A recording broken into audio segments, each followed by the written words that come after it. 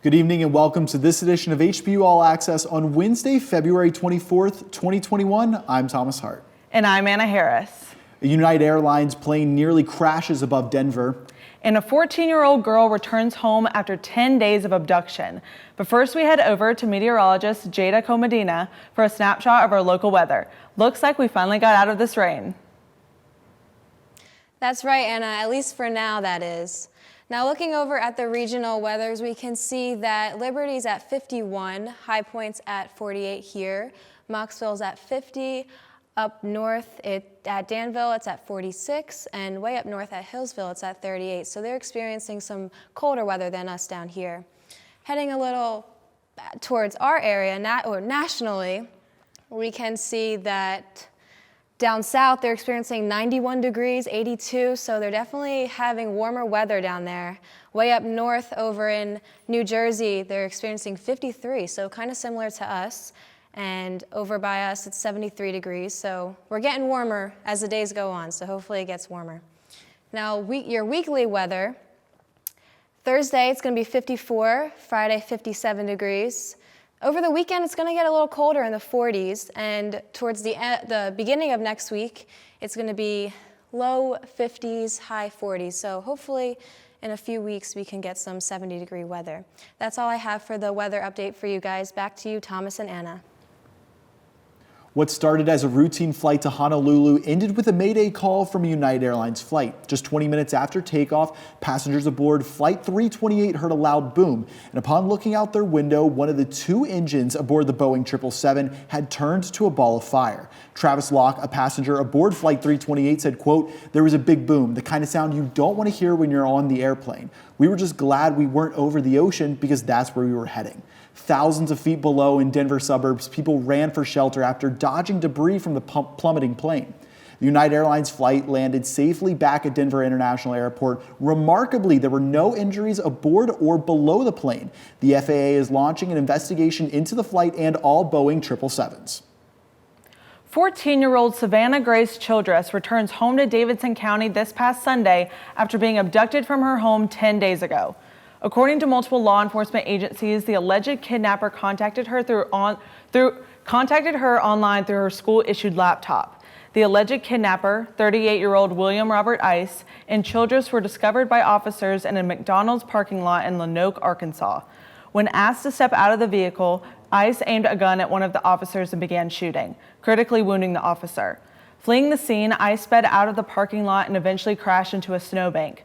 When the vehicle crashed, Childress fled and was secured by a state trooper. The teenager was then confirmed to be Childress after collaboration between Davidson County Sheriff's Office, special agents with the North Carolina SBI, and special agents of the Arkansas State Police Criminal Investigation Division. Ice was taken to a hospital in Little Rock, Arkansas, where he died from an apparent self-inflicted gunshot wound. The Arkansas State Crime Laboratory is in the process of determining his manner and cause of death, and the wounded Lanoke police officer has been hospitalized and is in stable condition. Now it's time to head over to Reese Harnett to tell us what is going on around our campus. Reese? Thanks, Thomas. Hey everyone, I'm Reese Harnett here with your campus update. This Monday, the National Panhellenic Council started their NPHC Week of 2021 with the fraternities and sororities showcasing events ranging from loving your body to handling stress in college. Earlier today, during our midweek meetup, Cherry on Top brought us some delicious funnel cakes. And while we're on the topic of food, the new Panera on North Main Street is now open with drive-thru, and it's also a Passport partner. So feel free to use your dining dollars at the location. If living on campus for free during the summer sounds like something you might be interested in, applications for summer research are open, and those applications are due next Wednesday, March 3rd. For anyone looking for something different to do this Friday, the Cole Planetarium has a showing of solar superstorms at 4 p.m. There will only be 10 students allowed during the movie though, so make sure you reserve your spot as soon as you can. There are even more seminars and events throughout the week, and you can find all of the locations and times of these events through Concierge. Well, that's all I have for you guys this week on Campus Update. We'll be right back after these messages. High Point University is focused on preparing students for the world as it is going to be. There's a growth mindset in our institutional DNA. So while our campus growth is impressive, the true relevance lies in how HPU creates an innovative learning environment that fosters the entrepreneurial spirit in the minds, in the hearts, and in the souls of our students. This is High Point University. Extraordinary. Welcome to Freddy's. How are you guys doing? Meetings. Lunch meetings all week, all salads. Bean salads. Quinoa salads. Heirloom salads. Frisee salads. Sometimes a guy needs a Freddy's Original Double, Chicago Dog, and a Turtle Sundae. Make that 2, please. 3. Absolutely. If you're gonna be bad, it better be good. Being bad never tasted this good. Freddy's, the experience that puts a smile on your face and the taste that brings you back.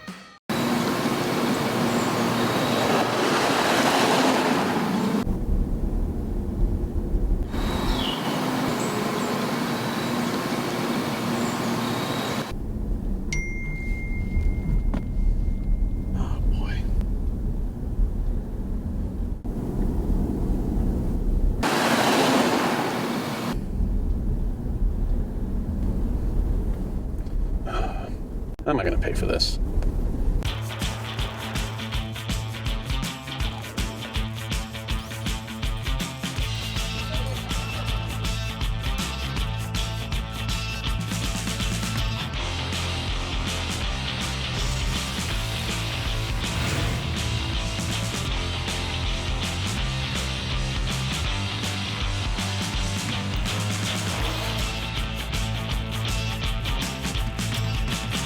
Sheets run and done.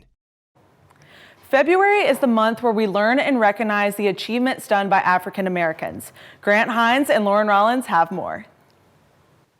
Welcome to the final edition of our Black History Month segment here on All Access. I can't believe the month has gone by this fast.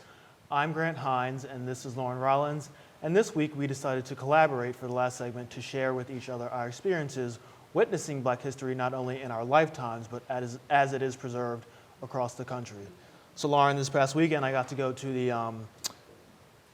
International Civil Rights Museum in Greensboro, International Civil Rights Center and Museum in Greensboro, and let me tell you, it was an experience. There was so much that I learned. I knew a lot going in, but there was so much that I was able to learn by going, and so much that I came out with. And so it is located in downtown Greensboro at the former F.W. Woolworth building, which was a department store, a huge department store chain back in the 20th century. And so they have a lunch counter, which was the site of a nonviolent protest to protest Black people getting their civil rights. And so it was for A&T college students who sat in, and that's what they were called. They were called sit-ins. Yes. And so they went and sat at the lunch counter when it was illegal for them to because of the color of their skin. And by doing that, they were protesting, trying to get their civil rights, essentially. And so their names were Franklin McCain, Joseph McNeil, Azell Blair Jr., who now goes by Jabril, or later in his life went by Jabril Kazan, and David Richmond. 2 of them are still alive today, and they're 78 and 79, which puts into perspective that this wasn't that long ago. Right. When people say, "Oh, it wasn't that long ago, get over it," this was really literally not that long ago at all. I think they celebrated the 60th or 50th anniversary not too long ago. So it just puts into perspective how, we've come so far, but we still have a lot more to go. Exactly. And for somebody who would like to visit the museum, what was probably your favorite thing about it that you would probably tell someone to definitely see? Well, so when I went into the first exhibit that they take you into, it's called the Hall of Shame, and so It's a hallway with pictures of Black people getting lynched, and it was my favorite. I mean, it might sound a little cynical, but it was my favorite because it shows you, what we had to endure, what Black people had to endure simply because of the color of their skin, and what we had to go through just to get common decency and respect. And so that's the first part of the museum, and then they take you through a bunch of different exhibits, and eventually you do go upstairs and get to the lunch counter. And it's in its original place. They left it just how it would be if you were to go 60-some years ago when those 4 students from A&T went. Wow. And so related to museums, me and you have been Yes. to the National African American Museum of History and Culture in DC. It opened about 4 years ago, almost 5 now. And I actually went on the day it opened on September 24th, 2016. And it was like, I mean, if you were black, you were sure have definitely been proud that that day. day. Yeah. And every black figure you could name was there that day, including Barack Obama, who was the president at the time. And just like the cheers that were coming from the crowd, it was a sight to see. So when you went, what were some things that stood out to you, or what were some of your favorite things? Some of my favorite things, I've been twice, but. Oh, so wonderful. I actually went 2 days in a row. Okay, Yeah. so we're on the same level. And by the way, if you're planning to go, plan to block out 2 days. Yes, because it's humongous. a lot to take in. Yeah. I would have to say one of my favorite parts is when you go into the museum, they take you down an elevator. They take you back in time, Yeah. and you start out. It's simulating the bottom of a slave ship, and you're in such tight quarters with everyone else around you that you feel as though you're not getting that much air, which gives you a little bit of insight into how slaves felt when they were being transported. And I thought that was really powerful, and it was a really eye-opening thing to experience. So that had to be one of my favorite parts that I definitely think people should think about. And I would have to say my second favorite thing was definitely the food. Oh, yeah. They the have Southern soul food kind of feel. It's called, it's in my notes, but it's called something, but it's soul food from all over the Sweet Home Cafe, thank you. And they have different black cuisines from all over the country. So Yes. they have like crawfish from the South, and then they have, fried chicken from North Carolina, South Carolina. But it's amazing. It's different cuisines from all over the world. And they even they mimicked the lunch counter that was in Greensboro, up the Right. street in Greensboro at the International Civil Rights Center and Museum. And you can actually eat at the lunch counter. So I'd say the attention to detail in that museum is everything. Definitely. They want to give you, they want you to see what black people had to endure during the civil rights movement, and even some people today. And related to that, Emmett Till, who was lynched as a teenager in the 50s, his original casket is housed in the National African American Museum of History and Culture, and I think that was the most shocking thing Yes. for me. And I find it really interesting, well, not interesting, but important that that's one of the Yeah. only places in the entire museum that you couldn't cannot take Yeah. pictures. And going in there, you were lined up like you were lining up to go into a viewing or a funeral. Right. And that's how realistic, like I was saying before, how realistic they like to make it, like you were marching into a funeral. And they did a really good job restoring that casket, by the way. And when you look over into the casket, they have a picture of his mutilated face, which was shocking for a lot of people. And his mother, Miss Mammy Till, she wanted to, the morticians were like, we can fix it up for you if you want, so you don't have to see all that trauma and demise. But she said, no, leave it how it is. Right. She wants the world to see what those men did to her son. Exactly. The trauma they caused him and the black community. And so some of the other artifacts that they had in the museum, as we wrap it up here, was a jail tower from a Louisiana prison, one of the worst prisons in the United States for black people, which I think was interesting. And actually, when they built the museum, they lowered the tower in there first and built the museum around it. Right. Yeah, which was really interesting.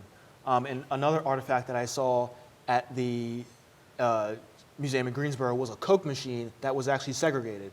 I didn't know Coke machines could be segregated. And so on one side was for blacks, one side was for whites, and the black side cost more. So that's just some interesting things we saw. Well, thank you for celebrating Black History Month with us here on All Access, and we hope that we've educated, inspired, and engaged you enough that you want to learn more and stand up for what's right when it comes to civil rights. It certainly is amazing the accomplishments that African Americans have done throughout history. Now it is time to head over to All Access Sports with Ethan Smith. How's our Panthers doing, Ethan? Thanks, Anna. How's it going, everyone? So great to be back with you here on All Access to give you guys an update on what's going on in the world of HPU sports. The HPU women's lacrosse team traveled to Chapel Hill to take on the #1 ranked Tar Heels of UNC in a nationally televised matchup. Senior attacker Abby Horms had 4 goals, but it wasn't enough as High Point dropped a tough one of the Tar Heels as UNC won 19-5. UNC scored early and often to start the game, outscoring the Panthers 12-1 in the first half.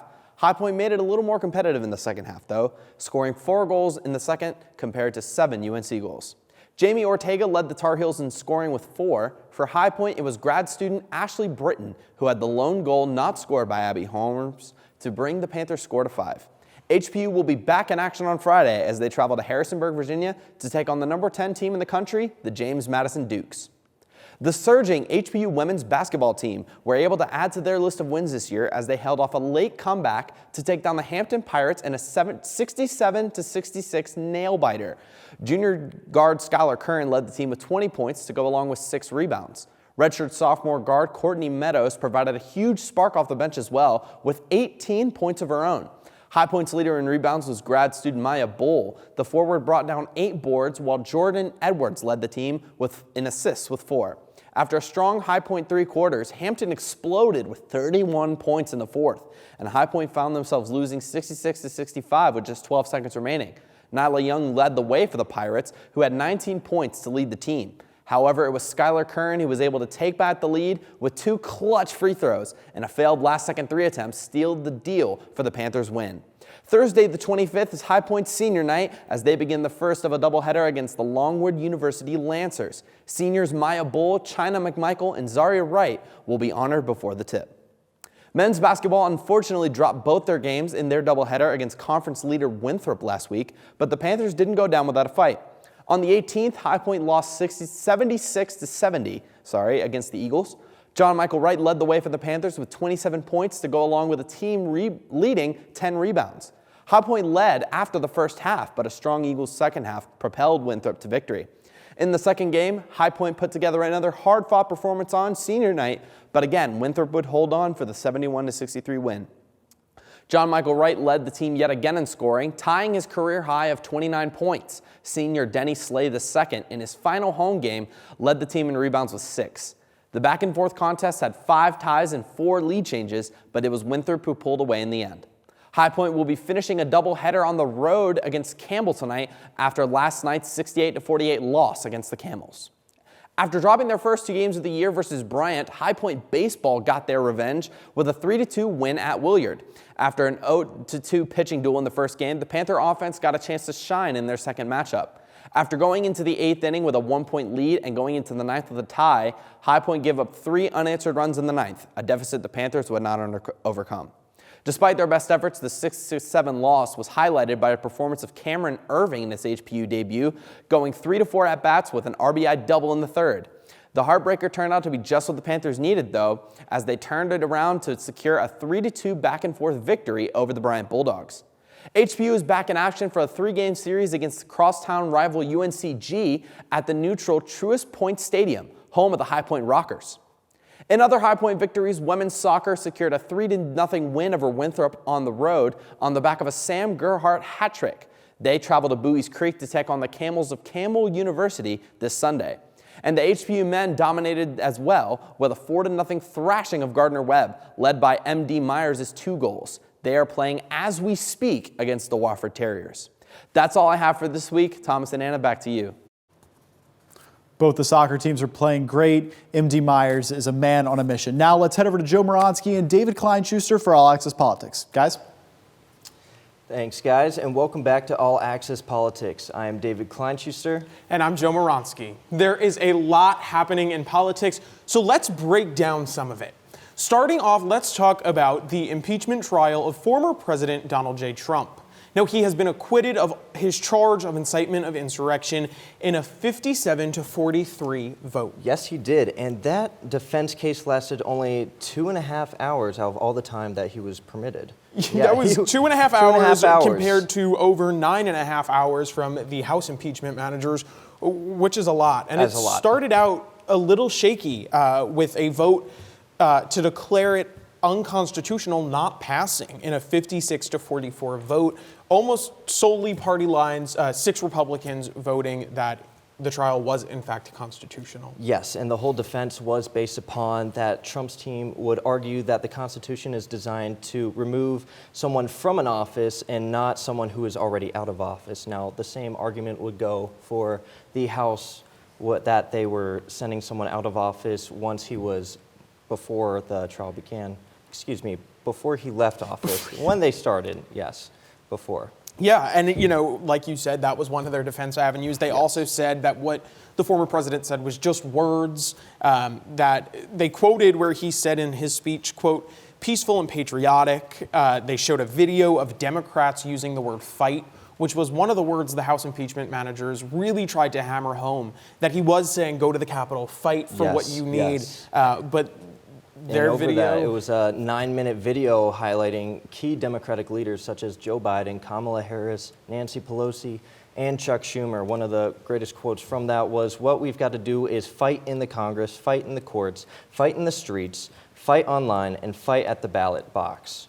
Yeah, and of course they claimed it was just for politics and a show, just as they always do.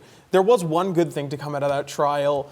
Capitol Police Officer Eugene Goodman is the officer seen in many videos leading rioters away from the Senate chambers, and in a unanimous vote, the Senate awarded him the Congressional Medal of Freedom. And his act of heroism will be remembered.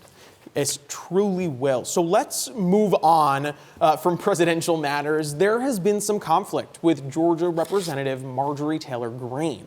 She's been voted out of her House committee positions over her support and promotion of extreme conspiracies, such as the questionings of school shootings and the legitimacy of 9/11. Yeah, and these remarks are just irresponsible, no matter who they're coming from, no matter where you hold that position of power. You have to represent this country.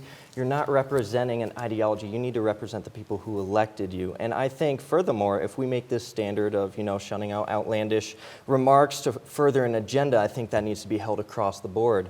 So bringing back forth AOC with her online rant about the Capitol raiding, where she wasn't even in the building. So that has to come into question as well. Is that pushing an agenda?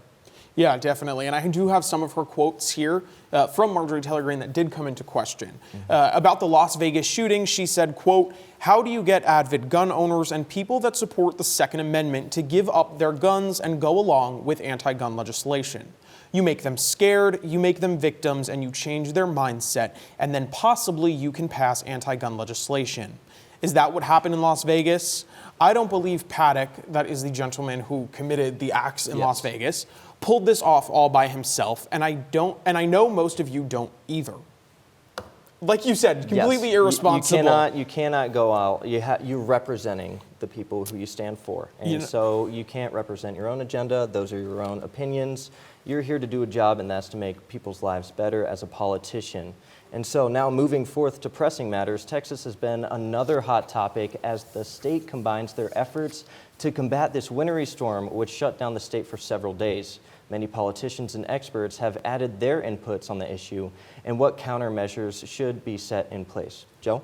Well, Texas is a very unique circumstance. They haven't had a storm like this since 1899. I mean, so this isn't a common occurrence. They were not prepared. Texas officials will admit that they were not prepared. They also have privatized utilities, which is something very unique. No state in this country really has that except for Texas. But what does that mean? That means that they don't have to follow the federal regulations that most utility companies follow. But I'm sure many of you have seen the stories of utility bills coming in for tens of thousands of dollars. But why is this happening? And that's because it's on such a high demand. Everything's been shut down. But Governor Abbott made the call to divert all natural gas to heating up homes and providing electricity for them, which was a great call in his move. But the biggest thing that so many things, it's been turned into a political issue on the left and right.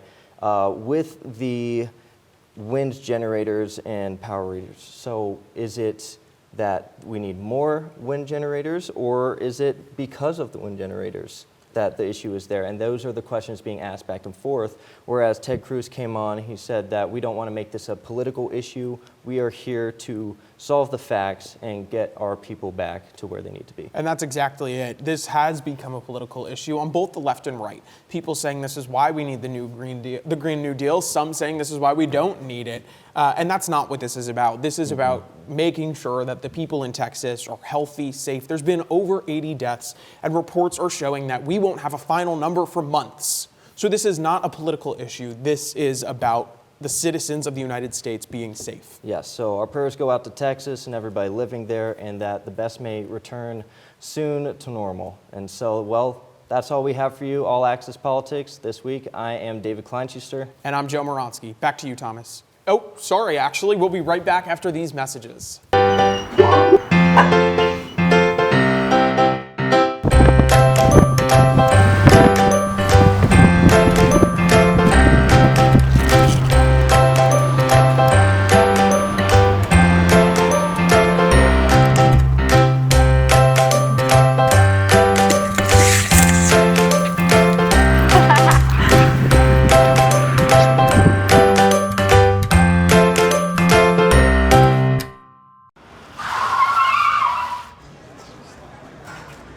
Welcome to Freddy's. What can we get started for you? I haven't had a carb in 3 weeks, and if I have one more sip of a kale smoothie, I need a Freddy's Original double with cheese, fries, and a turtle sundae.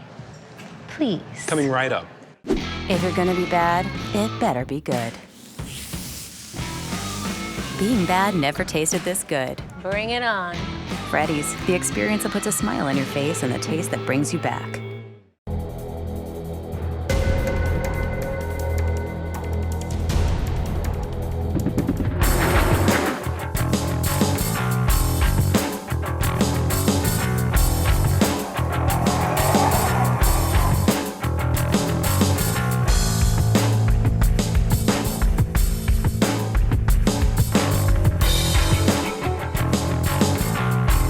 Musco Lighting.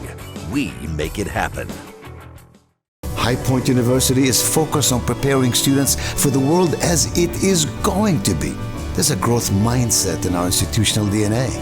So while our campus growth is impressive, the true relevance lies in how HPU creates an innovative learning environment that fosters the entrepreneurial spirit in the minds, in the hearts, and in the souls of our students. This is High Point University. Extraordinary. Welcome back to HPU All Access on Wednesday, February 24th, 2021. I'm Thomas Hart. And I'm Anna Harris. Now it is time to head over to our entertainment specialist, Rihanna Dozier, to give the inside scoop on all things entertainment. Rihanna? Thanks, Anna. Hi, I'm Rihanna Dozier, and I'm here to give you the latest on entertainment news. Now, I'm going to go ahead and apologize for those who did not or do not watch The Bachelor. The next few minutes are going to be kind of a doozy for you. However, rumors about The Bachelor are spreading like wildfire, and I had to share them with you. As Hometown Week just came to a close, people are looking at the Final Four now more than ever. People are particularly paying close attention to Rachel. Fans got their shovels out and dug up some college pictures of Rachel dressing as a Native American and liking racist comments on Instagram. When fans brought this issue to The Bachelor, Chris Harrison defended her, and now his job might be in jeopardy. The franchise is looking at Rachel Lindsay to be a possible new host for The Bachelor. But let's be honest, will The Bachelor even be the same without Chris Harrison? There's only one answer, and that answer is no. But moving on, not really, actually. Matt continues to get his heart crushed week after week. Serena decided to tell Matt after her hometown weekend that Matt wasn't her person. Ouch, and we all felt that one for you, Matt. But don't worry, we are sending tissues and pints of Ben & Jerry's ice cream to your luxurious suite in Pennsylvania. Lastly, and no, this does not have to do with The Bachelor, but NFL Green Bay Packers star quarterback Aaron Rodgers is engaged to actress Shailene Woodley. They met shortly after the pandemic hit, and I guess surviving quarantine together meant you should get engaged. Who knew? But people did say that the pandemic would either make or break a couple, and I guess this one is making it. So that is all I have for you tonight, but thank you so much for joining me, and back to you, Thomas. Thanks, Rihanna. As cases here in North Carolina and around the nation continue to be on the rise and vaccines are rolling out, let's head over to Meredith Haddock for a coronavirus update. Meredith? Good evening, High Point. I'm Meredith Haddock here to bring you the latest COVID-19 update. As of today, the global COVID-19 number is over 112 million, and 28 million of those have been in the United States. But on the upside, 641,447 have been vaccinated, and officials believe this could be the start to seeing the light at the end of the tunnel. The number of cases due to COVID have been falling steadily worldwide, and Americans who have been hospitalized since the start of the pandemic is at its lowest since early November. And England, one of the main countries who have had intense numbers, is now planning to reopen schools and restaurants around March 8th, but will have to keep pubs and gyms closed for at least another month. Public health officials say that this major improvement with the virus is due to people following social distancing guidelines, widespread mask use, and seeing friends and relatives in small numbers. While all of this is positive news, scientists have warned everyone that the worst is behind us. However, we could see a fourth spike in the near future. So please do your part and wear a mask, stay 6 feet apart, and wash your hands. I'm Meredith Haddock bringing you the latest on COVID-19. Back to you, Thomas and Anna. Thank you, Meredith. And an additional positive to all this COVID-19 update is that Governor Cooper of North Carolina extended the curfew to 11 p.m. starting this Friday. So happy weekend, everyone. North Carolina grocery store worker Anthony Griffin Jr. of Stanley County wins $200,000 prize from Carolina Panthers scratch-off ticket. Griffin was on his way to get his annual physical when he stopped at Variety Pickup on North Main Street in Oakboro to buy the $5 ticket. When he saw that he won, he was more than ecstatic. Once he got to his physical, he told the nurse about the win, and she said, and I quote, "No wonder your blood pressure is high." Still in a state of shock, Griffin took home $141,501 after state and federal tax withholdings. Happy to report that he plans to keep taking care of his family with the prize money, and that his checkup turned out just fine.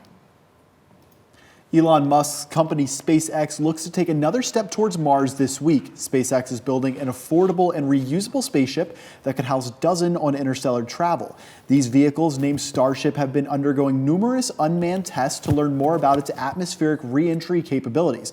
And although the test vehicles named SN8 and SN9 ended in a ball of fire, Musk is looking forward to launching SN10 in the coming week. Elon says that the Starship project will be imperative to colonizing the entire galaxy.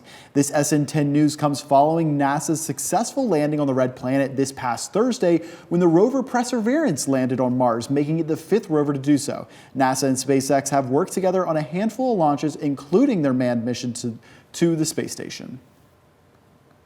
Well, that's all we have for you tonight on HPU All Access. Tune in again next week, same time, same place. For HPU All Access, I'm Thomas Hart. And I'm Anna Harris. Have a great week, High Point.